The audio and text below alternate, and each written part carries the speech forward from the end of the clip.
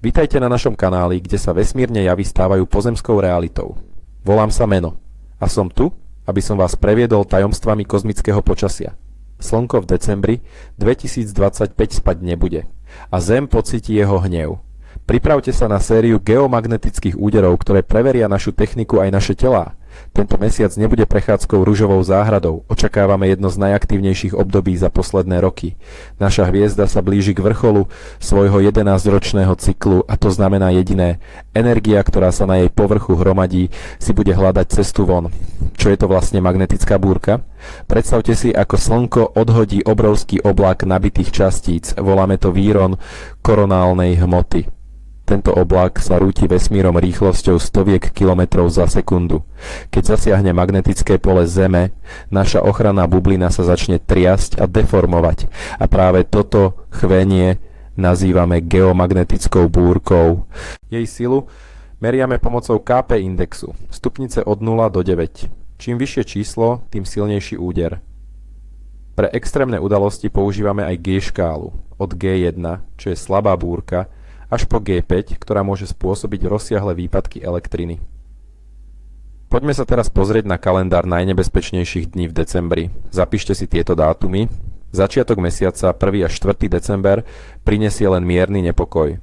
Očakávame KP index na úrovni 4, čo je len slabá, žltá zóna. Väčšina z nás to ani nepocíti, no citlivejší jedinci môžu zažiť prvé príznaky, ľahkú únavu alebo problémy so zaspávaním. Berte to ako varovanie. Ticho pred búrkou. Prvý skutočný úder príde medzi 6. a 8. decembrom. Prognóza ukazuje nárast aktivity na KP index 5, čo zodpovedá búrke triedy G1. Toto je už oranžová zóna. V týchto dňoch môžu nastať menšie výpadky rádiovej komunikácie a satelitnej navigácie. Ak plánujete dlhšiu cestu autom, radšej si stiahnite mapy do offline režimu.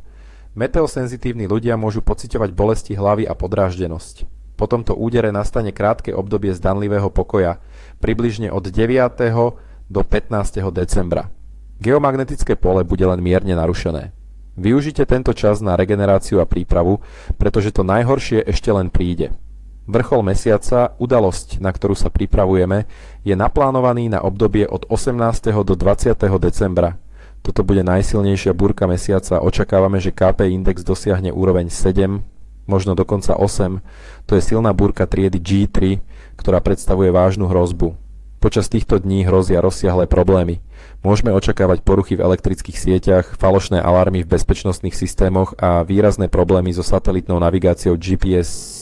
Pre citlivých ľudí to budú extrémne náročné dni. Hrozia silné migrény, skoky krvného tlaku a nespavosť. Sila tejto búrky bude taká, že polárnu žiaru bude možno vidieť aj z našich zemepisných šírok, čo je síce krásny, no zároveň znepokojivý úkaz.